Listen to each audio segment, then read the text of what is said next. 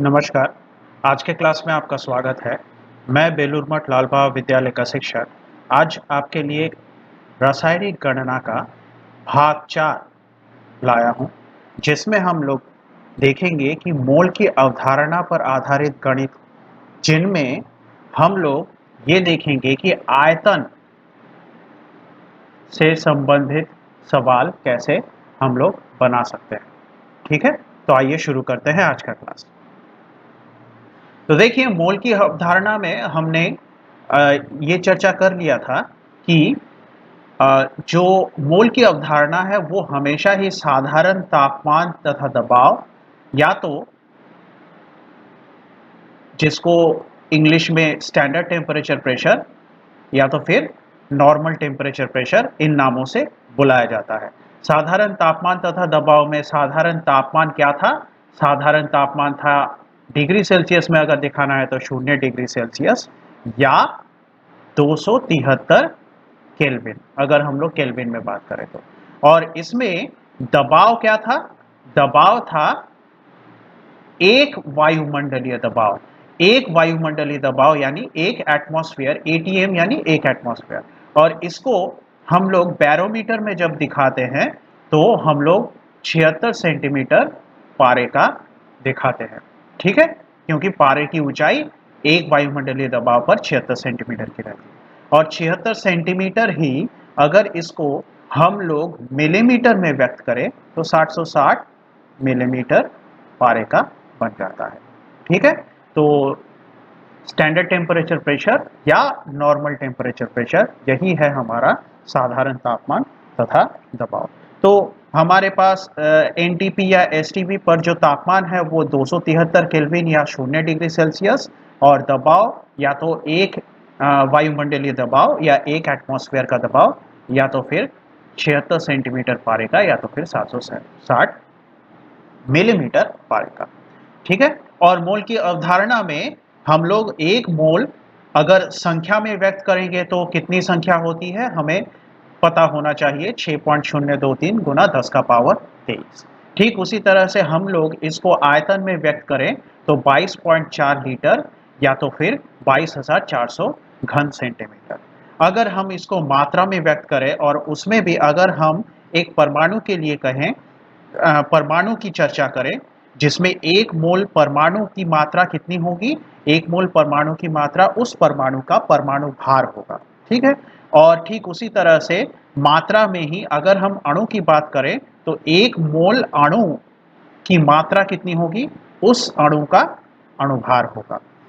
अब एक ग्राम मोल अणु या एक ग्राम मोल परमाणु भी था, तो एक ग्राम परमाणु भार या तो फिर एक ग्राम अणु भार, ये दोनों ही इनको एक ग्राम मोल के हिसाब से दिखाया जाता है। जब हम लोग परमाणु की बात करते हैं तो एक ग्राम मोल परमाणु, या तो फिर अगर हम लोग अणु की बात करें तो एक ग्राम मोल अणु। ठीक है, तो इस तरह से हम लोगों ने ये चर्चा की थी। आज हम लोग जो सवाल बनाएंगे उसमें हम लोग देखेंगे कि किस तरह से सवाल में अगर हमें पूछा जाए कि किसी पदार्थ का कोई भी आयतन या किसी पदार्थ का कितना भी मोल, उसका कितना आयतन है अगर पूछा जाए, तो हम लोगों को कैसे संख्या से आयतन तक हम लोग कैसे पहुंचे, या तो फिर मात्रा से आयतन तक कैसे पहुंचे। अगर परमाणु भार की बात हो रही है तो वहां से आयतन कैसे निकालें, अगर अणु भार की बात हो रही है तो वहां से आयतन तक कैसे पहुंचे, या तो फिर ग्राम अणु भार से आयतन, या तो फिर ग्राम परमाणु भार से आयतन तक कैसे पहुंचे। मतलब सवाल कैसे भी पूछा जाए, अगर हमें उत्तर में वस्तु के आयतन के बारे में जानकारी देनी है तो कैसे सवालों को बनाते हैं, आज उसी की चर्चा हम लोग करेंगे। ठीक है, तो आइए देख लेते हैं पूरा क्लास। आप लोग सवाल मेरे साथ बनाते रहिएगा, क्लास के आखिर तक आप देखिएगा कि आपके लिए चीजें आसान होगी। मोल की अवधारणा आयतन के आधार पे हमारा पहला सवाल है, साधारण तापमान तथा दबाव पर किसी पदार्थ के 3.115 गुना 10 का पावर 23 इतने सारे अणु कितना आयतन घेरेंगे। मतलब इतने सारे अणुओं का आयतन कितना होगा। तो आइए इस सवाल को हल करते हैं। तो हम लोग क्या सीख चुके हैं? हम लोग ये सीख चुके हैं कि आपका एक मोल का हिसाब आपको हमेशा निकालना है किसी भी सवाल में। यहाँ पे ध्यान दीजिए, यहाँ पे आपको पूछा ये जा रहा है कि इतनी संख्या में अणु है तो इन अणुओं का आयतन कितना होगा। मतलब आपको सवाल बनाना भी है तो इसी हिसाब से बनाना है कि मैं अणुओं की संख्या से आयतन तक पहुंचूं। अब मोल की धारणा में हमें संख्या की बात जब भी आती है तो हम संख्या, किसी भी पदार्थ का इतने संख्या में अगर अणु देखें, इतनी संख्या में अगर हम अणु देखें तो वो कितना मोल होता है? एक मोल होता है ना? किसी भी ये तो हम लोग सीख ही चुके हैं। अब यहाँ पे आपको दिख ही रहा है कि संख्या से आयतन तक पहुंचना है, तो आप भी संख्या से ही मोल की धारणा को शुरू कीजिए। आपको पता होगा कि इतने सारे अणु मतलब इतना एक मोल होना ही पड़ेगा उसको। अब आपको दिया गया है इतने सारे अणुओं का हिसाब निकालना है, तो मैं सबसे पहले देखूंगा कि अगर इतने सारे अणु, अगर 6.023 गुना 10 का पावर 23 अणु एक मोल होता है तो एक अणु कितना मोल होगा? एक अणु जरूर एक मोल से तो कम ही होगा। इतने सारे अणु मिलके एक मोल बनाते हैं, तो सिर्फ एक अणु एक मोल से तो कम ही बनाएगा। तो इसका मतलब 1/6.023 गुना 10 का पावर 23 क्यों बढ़ जाएगा इतनी बार में, और इतना मोल होगा। मतलब किसी भी पदार्थ का एक अणु इतने सारे मोल हमें देता है। अब आपके पास कितने सारे अणु हैं? इतने सारे अणु हैं, तो आपको निकालना है कि इतने सारे अणु फिर कितना मोल बनाएंगे।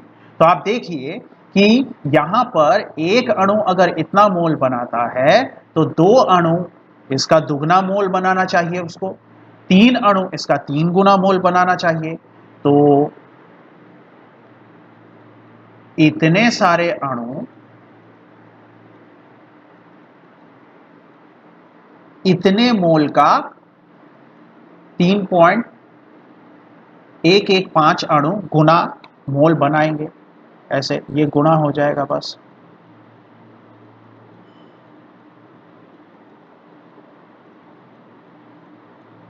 और आपको कितने मोल है वो मिल जाएंगे। तो आप अगर ध्यान से इसको कैंसिल कीजिए तो देखिए 10 का पावर 23, 10 का पावर 23 कट जाएगा। और आप और भी थोड़ा सा ध्यान दीजिएगा तो ये इसको 2 बार में कैंसिल कर देता है।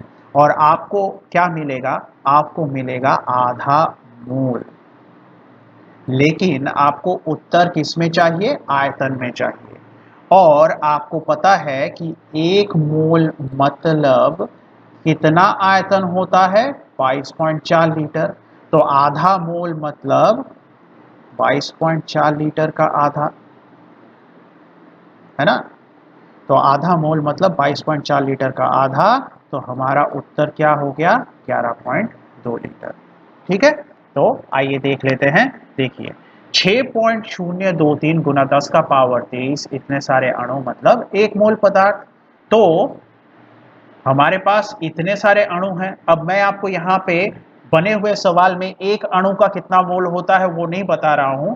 मैंने आपको कैसे करते हैं, सोच कैसी होनी चाहिए, मैंने आपको बता दिया है। हर बार वैसे करने की जरूरत नहीं होती है। आप यहाँ पर देखिए, ये है एक मोल, एक अणु का कितना मोल होता है यहाँ पे बन गया है। ठीक है, और फिर उसका इतना गुणा करके हमें इतने सारे अणुओं का कितना मोल होता है पता चल गया। अब यहाँ पर हम लोग इसको कैंसिल करके ये 2 आ जाएगा। देखिए यहाँ पे याद कीजिए हमने इसको और इसको कैंसिल किया था, फिर इसको और इसको कैंसिल करेंगे तो आपको 2 मिलेगा। ठीक है, तो 1/2 मोल। और हमें पता है कि 1 मोल मतलब 22.4 लीटर, तो आधा मोल मतलब ये देखिए 1 मोल पदार्थ का आयतन कितना होता है? 22.4 लीटर। तो आधा मोल पदार्थ का आयतन कितना होगा? 22.4/2 लीटर। तो इसका मतलब हमारा उत्तर क्या हो गया? 11.2 लीटर। ये हमारा पहला सवाल बन गया। ठीक है, आइए आगे बढ़ते हैं। और हमारा अगला सवाल जो है वो है जहां पे हमें देखना है कि साधारण तापमान तथा दबाव पर 4.6 ग्राम सोडियम का आयतन कितना होगा। ठीक है, तो देखिए सोडियम का आपको परमाणु भार भी दे दिया गया है। तो मैंने आपको बताया था कि सवालों में आपको परमाणु भार दे दिए जाते हैं, तो परमाणु भार से अगर आपको अणुभार निकालना है तो आप निकाल सकते हैं, या तो फिर आपको अगर परमाणु के ही बारे में जानकारी चाहिए तो मिल जाती है। लेकिन कभी कभार हो सकता है कि हाइड्रोजन के बारे में, ऑक्सीजन के बारे में, या तो फिर नाइट्रोजन के बारे में आपको जानकारी ना दी रहे, तो आपको ये तीन थोड़ा सा आपको मेहनत करके याद रख लेनी है। अब आगे देखते हैं कि हमें यहां पर बोला यह जा रहा है कि 4.6 ग्राम सोडियम का कितना आयतन है बताइए। तो सीधी सी बात है, यहां पे आप मात्रा से आयतन की ओर जा रहे हैं।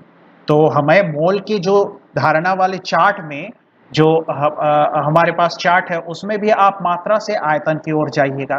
तो मात्रा से आयतन की ओर जाना है तो आपको शुरू यहां से करना है। यहां से करना है मतलब आपको सोडियम का परमाणु भार नहीं, क्या, ग्राम परमाणु भार, सोडियम का ग्राम परमाणु भार बताना है। सोडियम का ग्राम परमाणु भार कितना होगा, जितना सोडियम का परमाणु भार है उसके पीछे में आप ग्राम बैठा दीजिए, उतना ही सोडियम का ग्राम परमाणु भार होगा। अब 23 ग्राम सोडियम मतलब ही 1 मोल सोडियम होता है ना। 23 ग्राम सोडियम मतलब 1 मोल सोडियम। और क्यों, क्योंकि हमने ये तो पढ़ा ही था कि किसी भी वस्तु का, किसी भी पदार्थ का ग्राम परमाणु भार मतलब ही उसका 1 मोल होगा। तो अगर 23 ग्राम सोडियम 1 मोल सोडियम है तो 23 ग्राम सोडियम मतलब उसका आयतन कितना है, उसका आयतन है 22.4 लीटर। ठीक है, लेकिन हमें कितने ग्राम सोडियम का आयतन चाहिए, 4.6 ग्राम सोडियम का आयतन चाहिए। तो 1 ग्राम सोडियम का पहले निकाल लेते हैं। अगर 23 ग्राम सोडियम का आयतन 22.4 लीटर है तो 1 ग्राम सोडियम का आयतन 22.4 लीटर से तो कम ही होगा। इसका मतलब 22.4 लीटर 23 बार भाग चला जाएगा और हमें 1 ग्राम सोडियम का आयतन मिलेगा। ठीक है, तो अगर 1 ग्राम सोडियम इतना लीटर होता है तो 2 ग्राम सोडियम इतने लीटर का 2 गुना होगा, 3 ग्राम सोडियम इतने लीटर का 3 गुना होगा।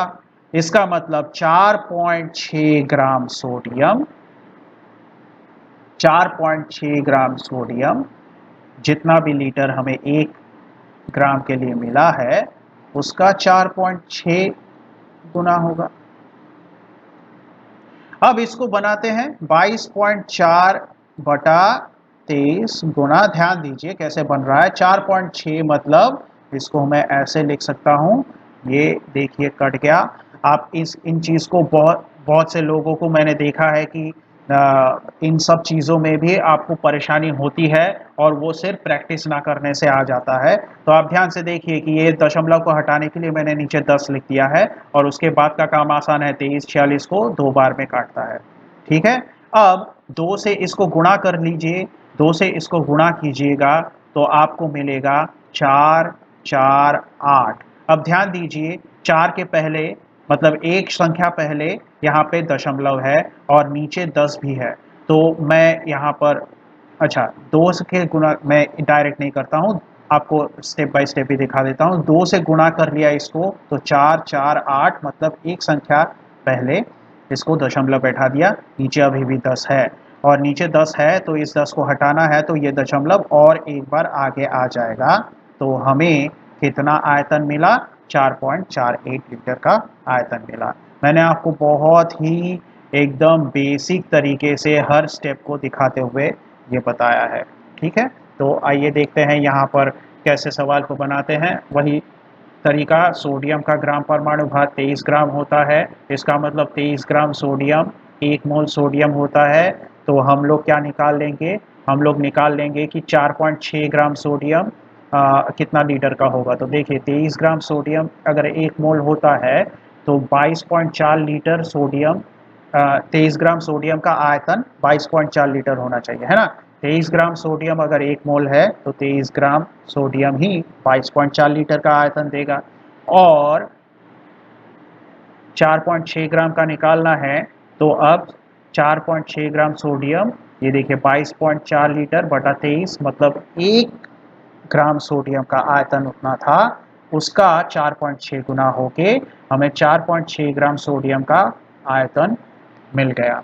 और फिर हमने देखा था कि इस बिंदु को हटा के नीचे 10 बैठा के हमने इस बिंदु को हटा के नीचे 10 बिठाया और फिर हमें ये इसको सवाल को बनाने पर हमें कितना आयतन मिला था, 4.48 लीटर आयतन मिला था सोडियम का। ठीक है, तो आइए आगे बढ़ते हैं। ये सवाल आशा करता हूँ आपके समझ में आ गया होगा, बहुत आसान सवाल है।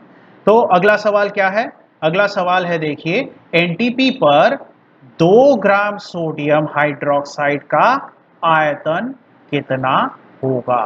ठीक है, अब इस सवाल को हम देखेंगे कैसे बनाते हैं। यहां पर 2 ग्राम सोडियम, यानी यहां पे मात्रा की बात हो रही है, 2 ग्राम सोडियम हाइड्रोक्साइड का आयतन कितना होगा। देखिए फिर से मात्रा से आयतन की बात हो रही है और इस बार सोडियम अकेला नहीं है, सोडियम हाइड्रोक्साइड है, मतलब इस बार परमाणु नहीं है, अणु है। पिछले सवाल में आपको परमाणु दिया गया था एक, इस बार एक अणु दिया गया है। और सोडियम हाइड्रोक्साइड कैसा दिखता है, सोडियम हाइड्रोक्साइड ऐसा दिखता है। और अगर हम लोगों को मात्रा से आयतन तक पहुंचना है तो हम लोग क्या करेंगे, सबसे पहले तो सोडियम हाइड्रोक्साइड का ग्राम अणुभार निकालेंगे। तो सोडियम हाइड्रोक्साइड का ग्राम अणुभार कितना होगा, निकाल लेना पड़ेगा। तो देखिए सोडियम के लिए 23 प्लस, देखिए सोडियम हाइड्रोक्साइड, ऑक्सीजन के लिए 16 प्लस, और क्या है, हाइड्रोजन है 1। ठीक है, तो कितना आता है, आप यहां पर इसको जोड़िए तो 23 प्लस 16 आपको मिलेगा 39, 23 प्लस 16 करेंगे तो 39 प्लस उसके साथ 1 जोड़ दीजिए तो कितना मिलेगा, 40। तो इसका मतलब 40 ग्राम क्या है, सोडियम हाइड्रोक्साइड का ग्राम अणुभार है। अब आगे बढ़ते हैं। तो ये जो 40 ग्राम है सोडियम हाइड्रोक्साइड का ग्राम अणुभार है, तो क्या हम लोग 40 ग्राम सोडियम हाइड्रोक्साइड मतलब 1 मोल सोडियम हाइड्रोक्साइड कह सकते हैं, बिल्कुल कह सकते हैं। हमने यही तो सीखा है मोल की अवधारणा में कि किसी भी अणु का ग्राम अणुभार जितना भी होगा वही उसका 1 मोल होगा। अब अगर हम लोग 40 ग्राम सोडियम हाइड्रोक्साइड को 1 मोल सोडियम हाइड्रोक्साइड कह रहे हैं तो इसका मतलब 40 ग्राम सोडियम हाइड्रोक्साइड कितने आयतन का सोडियम हाइड्रोक्साइड होगा, 22.4 लीटर का सोडियम हाइड्रोक्साइड होगा। हम आयतन तक क्यों गए, क्योंकि हमें आयतन में उत्तर चाहिए। तो 40 ग्राम का 22.4 लीटर होता है, तो 1 ग्राम सोडियम हाइड्रोक्साइड जरूर 22.4 लीटर तो नहीं होगा, उससे कम ही होगा और 40 गुना कम होगा। और अब हमें चाहिए 2 ग्राम सोडियम हाइड्रोक्साइड। तो 1 ग्राम का अगर इतना आयतन होता है तो 2 ग्राम का क्या होगा, इसका दुगना ही होना चाहिए। तो आप इसका दुगना कर दीजिए और आपको उत्तर मिल जाएगा। ठीक है, तो आपको उत्तर मिलेगा कैसे, ऐसे मिलेगा। ध्यान दीजिए ये 20 है और ये 22.4 है। तो आप यहाँ पे मौखिक रूप से इसको जल्दी जल्दी करने के लिए आप यहाँ पे इसको अगर ऐसे सोचें कि ये 2 से कटेगा, तो 2 से कटेगा तो कैसे कटेगा, 11.2 हो जाएगा और नीचे 10 है तो हम लोग 10 के लिए इस बिंदु को, ये जो पॉइंट है इसको एक संख्या आगे ले सकते हैं। तो हमारे पास उत्तर कितना आया, 1.12 लीटर उत्तर आया। ठीक है, तो देख लेते हैं कैसे सवाल बना है। सोडियम हाइड्रोक्साइड का ग्राम अणुभार कितना निकलेगा, 23 प्लस 16 प्लस 1 ग्राम। और इसका मतलब वो हो गया 40 ग्राम, और 40 ग्राम मतलब 1 मोल सोडियम हाइड्रोक्साइड। और 40 ग्राम अगर 1 मोल सोडियम हाइड्रोक्साइड होता है तो इसका मतलब 40 ग्राम 22.4 लीटर सोडियम हाइड्रोक्साइड देगा। मतलब 40 ग्राम सोडियम हाइड्रोक्साइड यानी 22.4 लीटर सोडियम हाइड्रोक्साइड। हमें चाहिए 2 ग्राम का हिसाब, तो आप निकाल लीजिए। अगर 40 ग्राम इतना लीटर है तो 2 ग्राम मतलब 22.4 बटा 40 गुणा 2, तो इसका मतलब इतना लीटर, जो कि हमें उत्तर देगा 1.12 लीटर सोडियम हाइड्रोक्साइड। अब अगले सवाल तक जाते हैं। हमारा अगला सवाल है, एनटीपी पर 5 ग्राम परमाणु सल्फर का आयतन कितना होगा। ध्यान दीजिए, यहां पे 5 ग्राम परमाणु सल्फर कहा गया है। 5 ग्राम सल्फर के परमाणु नहीं कहा गया है, ग्राम के साथ परमाणु जोड़ दिया गया है, और इसका मतलब हमें ग्राम परमाणु के साथ सवाल को शुरू करना है। और ग्राम परमाणु हमारे लिए चित्र में, चार्ट में 1 ग्राम परमाणु किसी भी वस्तु का मतलब होता है उस वस्तु का 1 मोल। तो मैं ये कह सकता हूं कि 1 ग्राम परमाणु सल्फर मतलब 1 मोल सल्फर। और अगर 1 ग्राम परमाणु सल्फर 1 मोल होता है तो 1 ग्राम परमाणु सल्फर मतलब 22.4 लीटर सल्फर भी तो होता है। और ये जो बात आपके दिमाग में एक बार बैठ गई तो आप सवाल बनाते समय डायरेक्ट लिख सकते हैं कि 1 ग्राम परमाणु सल्फर यानी 22.4 लीटर सल्फर। तो आपको हिसाब कितने का चाहिए? आपको हिसाब चाहिए 5 ग्राम परमाणु सल्फर का। तो आप यहां पे लिखिए 5 ग्राम परमाणु सल्फर का हिसाब। तो आप बताइए, 1 ग्राम परमाणु सल्फर अगर 22.4 लीटर का आयतन घेरता है तो 5 ग्राम परमाणु सल्फर 22.4 लीटर का 5 गुना घेरना चाहिए, है ना?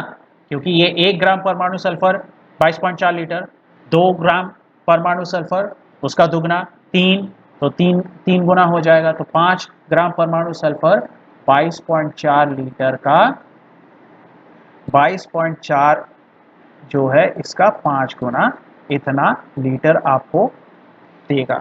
ठीक है, तो इसको आप गुणा कीजिए, आपको मिलेगा 112 लीटर।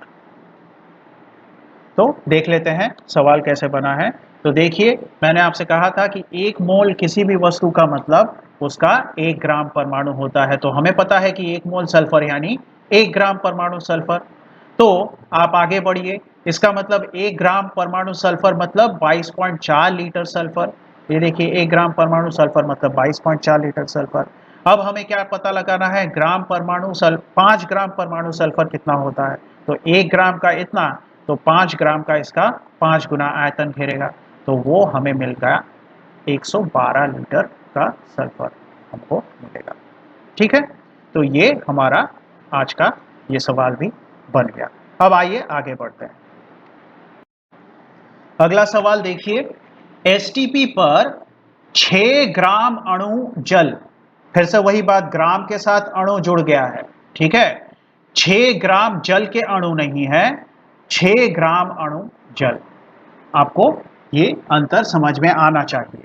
तो 6 ग्राम अणु जल का आयतन आपसे पूछा गया है, और बात फिर से वही है कि आपको यहाँ पे जानकारी दे तो दी गई है कि हाइड्रोजन का एक परमाणु भार होता है, ऑक्सीजन का 16, लेकिन कम से कम हाइड्रोजन, ऑक्सीजन, नाइट्रोजन आप याद रखिएगा। अब देखिए, ग्राम अणु से शुरू होकर आयतन तक पहुंचना है। हमें किसका ग्राम अणु देखना है? जल का। तो अगर ये दे भी दिया गया है तो इसका कोई मतलब नहीं बनता है, क्योंकि हमें यहां पर मात्रा निकालने की जरूरत ही नहीं है। हमें क्या पता है? हमें पता है अगर 1 ग्राम अणु जल लूंगा मैं, 1 ग्राम अणु जल मतलब वो कितना मोल जल होगा? 1 मोल जल होगा। और इसका मतलब